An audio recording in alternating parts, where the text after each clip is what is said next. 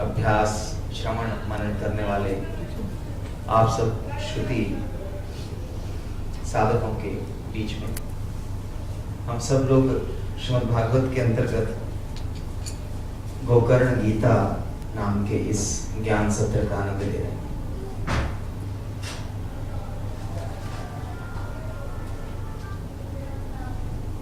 नहीं ज्ञानेन बिना मुक्ति। देखिए, जीवन में ज्ञान का विशेष महत्व है और ये जो ज्ञान है इसका होना इसलिए भी आवश्यक है क्योंकि ज्ञान में ही समाधान है। आप कल्पना कीजिए या अपने अतीत में झांक कर देखिए, कोई भी घटना, कोई भी परिस्थिति, कोई भी समस्या अगर वो विश्राम लेती है, अगर वो समाप्त होती है तो ज्ञान के माध्यम से ही समाप्त होती है। वस्तु, धन संपत्ति, मान सम्मान, इसने आज तक किसी का समाधान नहीं किया। आपको अचरज होगा इस बात को सुनकर, और आप लोग सब तो जानकार हैं, ग्रंथ का अध्ययन करते हैं और पूज्य महाराज श्री का श्रवण भी करते रहते हैं और भी सब संतों से श्रवण करते हैं। बहुत अधिक विद्वत्ता भी जो है, बहुत अधिक पढ़ाई भी जो है, विद्या भी जो है, वो कभी कभी हमारे लिए समस्या बन जाती है। ज्ञान और विद्या में अंतर है। अहम को बढ़ाने वाली, अहम का संयोग करने वाली, श्रीमद् भगवद गीता में भगवान श्री कृष्ण परमात्मा ने जब अर्जुन को समझाया तो भगवान उसको साफ साफ कहते हैं कि देखो भैया अर्जुन, ये ज्ञान भी कभी कभी अहम को बढ़ाने वाला हो जाता है। आज पूज्य श्री महाराज सायंकाल को जब बड़ा सुंदर सत्संग कर रहे थे तो महाराज जी ने बहुत अच्छी बात कही, मनमुखी जो विद्या प्राप्त की जाए, मनमुखी मतलब अपने स्वच्छंद आचरण से, पुस्तक उठाई और पढ़ ली, ठीक है, या कोई कैसेट उठाई और सुन ली।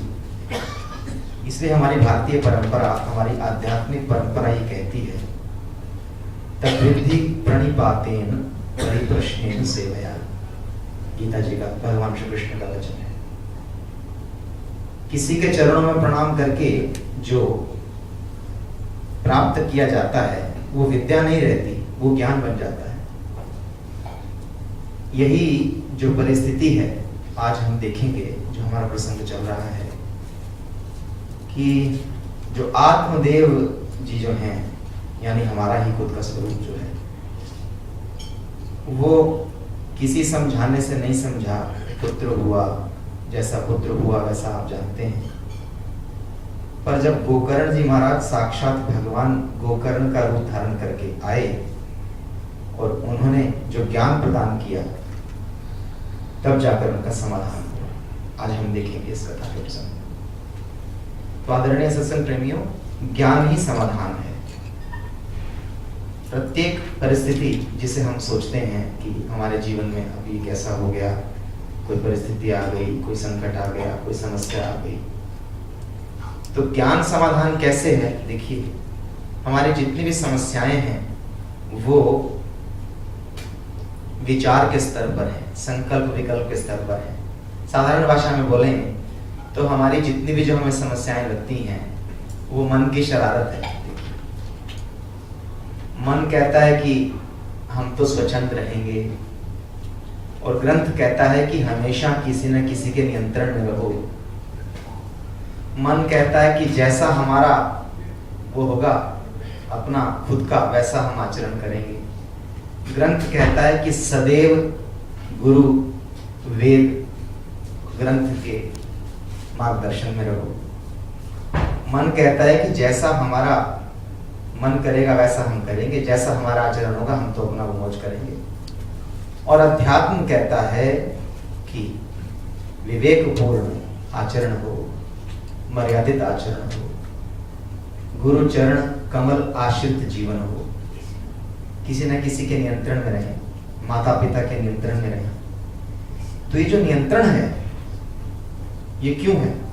देखिए, ये नियंत्रण केवल इसीलिए है कि हमारा जो विचार प्रवाह है, हमारी जो विचारों की गति है, उसके ऊपर किसी ना किसी का अंकुश होना आवश्यक है। देखिए, आपने कभी हाथी को देखा होगा, इतने बड़े गजराज को एक अंकुश जो है वो वश में कर लेता है। ठीक उसी तरह हमारे विचारों के प्रवाह पे यदि गुरु का, माता पिता का, ग्रंथ का, वेद भगवान का नियंत्रण रहेगा तो जीवन अच्छा रहेगा। कारण कि ये जो विचार हैं, यही जब स्वच्छंद हो जाते हैं तो हमारे जीवन में समस्या आती है। देखिए, हम जो आत्मदेव का चरित्र देख रहे हैं, उनके मन में विचार आया कि पुत्र होना चाहिए। वो विचार दृढ़ हो गया। कल पूज्य श्री महाराज के मुख से हम लोग सुन रहे थे कि कैसे हम लोग आवश्यकताएं बढ़ा लेते हैं। अपनी आवश्यकताएं बढ़ा लेते हैं मतलब विचार ऐसा सोचते हैं कि देखो इतना धन होना चाहिए, हमारा मान नहीं है, मान होना चाहिए, इतना स्वास्थ्य होना चाहिए, इतना सब कुछ होना चाहिए। तो ये जो विचार जब अनियंत्रित हो जाते हैं तो वैसा हम कर्म करने लग जाते हैं। एक बहुत महापुरुष एक बार बोल रहे थे, ये जो थॉट्स हैं हमारे, थॉट्स, विचार जिन्हें हम कहते हैं, thoughts lead to action, thoughts they become action, action becomes attitude and attitude becomes behaviour. देखिए, और बिहेवियर क्या है, वही हमारी समस्या है। हमें आज दूसरा क्यों नहीं अच्छा लगता? हमें आज अपने लोभ पर नियंत्रण क्यों नहीं है? क्यों हम अपने आप को नहीं समझा पाते? आत्मदेव जी महाराज इतने विद्वान, आत्मदेव जी महाराज इतने उच्च कुल के ब्राह्मण, आत्मदेव जी महाराज इतने विद्या संपन्न, और एक विचार घुस गया कि मुझे पुत्र चाहिए, और समझाया जा रहा है कि पुत्र नहीं है तो कोई बात नहीं, जो परिस्थिति है उसमें मन में विचार लाओ कि जो नहीं है कोई बात नहीं, भगवान ने ऐसा सोचा होगा कि नहीं है, कोई बात नहीं। और उन्होंने कहा नहीं महाराज, रोके धोके, ऐसे मुहावरा समझे आप, रो धोके किसी भी तरह मुझे तो पुत्र चाहिए। और उसके बाद जो समस्या उत्पन्न हुई, आप कभी महात्म्य में, जैसे हम लोग होमवर्क करते हैं, आप लोग कभी महात्म्य की, जैसे यहाँ सत्संग से सुन के जाते हैं, 10 मिनट कभी आप ग्रंथ का चिंतन करें। जो उत्पात हुआ धुंधकारी के द्वारा, जो उत्पात उसने किया, वो तो हमारा विषय नहीं है, इसलिए महाराज जी उसको आज कर गए कल।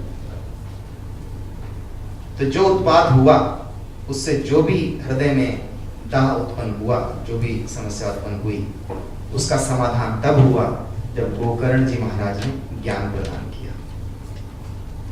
तो ये सत्संग हमारे जीवन में समाधान कैसे लाता है? देखिए, हम लोग सुनते हैं कि चलो भाई सत्संग में चलो, बैठो वहां पर। तो नवयुवक पूछते हैं कई बार कि हमें सत्संग में बैठने से क्या मिलेगा? सत्संग में बैठने से बंधुओं एक चीज पर नियंत्रण होगा जो कि कहीं नहीं हो सकता। विचार शक्ति जो है, कानों के माध्यम से शब्द जाएंगे, वो जाकर हमारे मानस पटल पर, जहां विचार उदय होते हैं, जहां विचार शांत होते हैं, जहां संकल्प उठते हैं, फिर विकल्प आते हैं, ये सुने हुए शब्द व्यर्थ नहीं जाते। ये सुने हुए शब्द सीधा मानस पटल पर जाते हैं, और जहां हमारे विचारों में उथल पुथल है, वहां जाकर काम करते हैं।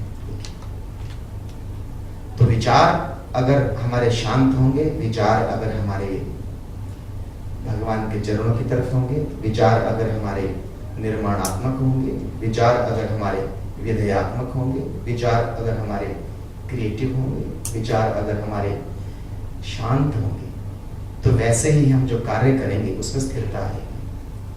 विचार ही कर्म बनते हैं। जैसा हम विचार कर रहे होते हैं वैसे जो हम दिन भर सोचते रहते हैं वो काम अपने आप होते हैं। एक सज्जन स्वपन की बात कर रहे थे मुझसे, आप सोच के देखिए, जो हम सोचते रहते हैं वो कार्य हमसे अपने आप होते हैं। अगर हम गलत सोचेंगे तो कई बार मन में ऐसा आता ना कि कहीं गड़बड़ ना हो जाए, कहीं गलत ना हो जाए। क्षमा कीजिएगा, ये समस्या विचारों तक चली गई है। एक सज्जन मुझे बहुत अच्छी तरह याद है, बड़े विद्वान हैं, बड़े पढ़े लिखे हैं और काफ़ी समय से हम लोगों के साथ हैं भारतवर्ष में, और एमईटी यूनिवर्सिटी में वो विजिटिंग फैकल्टी हैं, बहुत अच्छे 60 वर्ष की उनकी आयु है। तो उनसे कहा गया कि आप सत्संग में आइए, तो उन्होंने कहा कि ज़रूर सत्संग में आएंगे, पर सत्संग में होता क्या है? तो संत लोग बोले कि चलो सत्संग में जो होता है तो आपको बताएंगे।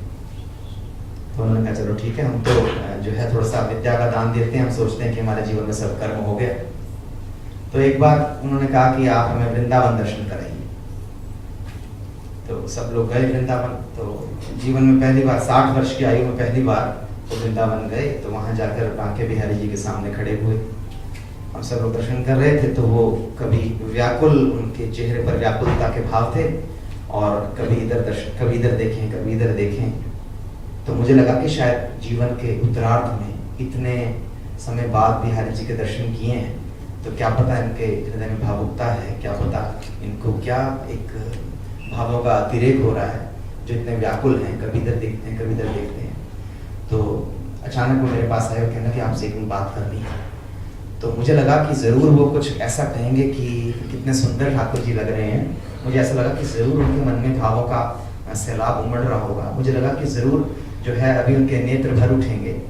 मैं ऐसी कल्पना करने लगा। मुझे लगा कि अभी ज़रूर उनका चेहरा जो है वो मुझे अभी सुनने को मिलेगा कि मेरा जीवन बहुत आनंद में है, मैं धन्य हो गया, 60 वर्ष के आयु में बिहारी जी का दर्शन कर गया। तो मैं जैसे ही अलग आया तो मैं तो ये सोच रहा था कि अभी वो ये कहेंगे, तो मुझसे कहते हैं कि एक बहुत ज़रूरी बात मेरे जहन में आई है, आपसे मैं शेयर करूँ। मैं ज़रूर करिए। मैं सुनने को तैयार हुआ एक अलग से फ्रेम ऑफ माइंड में, और वो मुझे कहते हैं कि देखो कितनी तारें लटक रही हैं ऊपर, अगर यहाँ आग लग गई तो भागने का कोई साधन तो है नहीं। हे भगवान। तो मुझे लगा ये व्यक्ति कह क्या रहा है। देखिए, मैंने पता किया तो पता चला कि वो व्यक्ति जो था पिछले 25 दिन से किसी बहुत बड़ी फैक्ट्री में फायर फाइटिंग इक्विपमेंट्स के ऊपर काम कर रहा था। आप समझे इस घटना से। वो जो पिछले 25 दिन से वो व्यक्ति जो सोच रहा था, उसके मानस में जो पिछले 25 दिनों से चल रहा था, आज वो 60 वर्ष के बाद पता नहीं कैसे घूमने इकट्ठे हुए और अपने जीवन का परम लाभ पाने के लिए ठाकुर जी के सामने आ गया।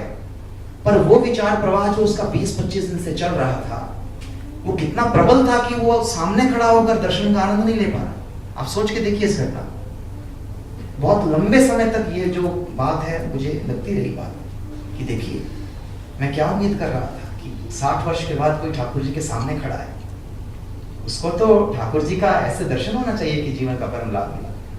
पर आदरणीय बंधुओं, ये जो विचार प्रवाह है, ये विचार प्रवाह ही हमारे कर्म निश्चित करता है। और जैसे हमारे कर्म होते हैं वैसा हमारा आचरण होता है, वैसा हम बिहेव करते हैं। कई बार माता पिता कहते हैं कि महाराज जी कुछ ऐसी बात बताइए हमारे पुत्र का क्रोध शांत हो जाए। गुरुदेव कल क्रोध के ऊपर बोल रहे थे, कुछ ऐसी बात बताइए हमारा पुत्र जो है बहुत अनुकूल हो जाए। तो मैं बड़ा क्षमा चाहता हूँ और अपने वाणी को विराम भी देना चाह रहा हूँ कि इसका समाधान जो है वो ज्ञान में है, क्योंकि ज्ञान जो है वो विचार के स्तर पर काम करेगा। विचार जो है हमारे कर्म को नियंत्रित करेंगे, कर्म जो है वो हमारे आचरण पे बदलेंगे, और आचरण बदलेगा तो स्वभाव बदलेगा। देखिए, ये हमारे ऋषि मुनियों का इतना गंभीर चिंतन है। ये जो सत्संग है, सत्संग जो है वो सद विचारों का निक्षेपण है। सत्संग जो है वो सद विचारों का प्रक्षेपण है। और अगर आज के भाषा में बोले तो ये जो हमारे मस्तिष्क हैं, ये भूमि है, और इसके अंदर सद विचार रूपी बीज बोया जा रहा है। और बोने वाले चतुर किसान के रूप में, जैसे किसान एक बीज बोता है, वैसे ऐसे महापुरुष गुरु पूज्य हमारे पूज्य बाबा स्वामी जी महाराज हैं। तो कान तो हम खुले रखें, ये बहुत जरूरी है। देखिए, कानों के माध्यम से तो चीज़ जाएगी, पर मेरी प्रार्थना है कि हम सब जो हमें ज्ञान प्राप्त होता है सत्संग के माध्यम से, इसे हम अपने कर्म में लाएं, कर्म से हम अपना आचरण सुधारें और आचरण ही स्वभाव बन जाता है और तभी स्वभाव बदलता है। आइए हम भगवान से प्रार्थना करें, आइए हम पूज्य महाराज श्री के चरणों में प्रार्थना करें कि ये जो ज्ञान सत्र है, ये जो ज्ञान का प्रसाद है, हम प्रदान करें। ओम शांति शांति शांति।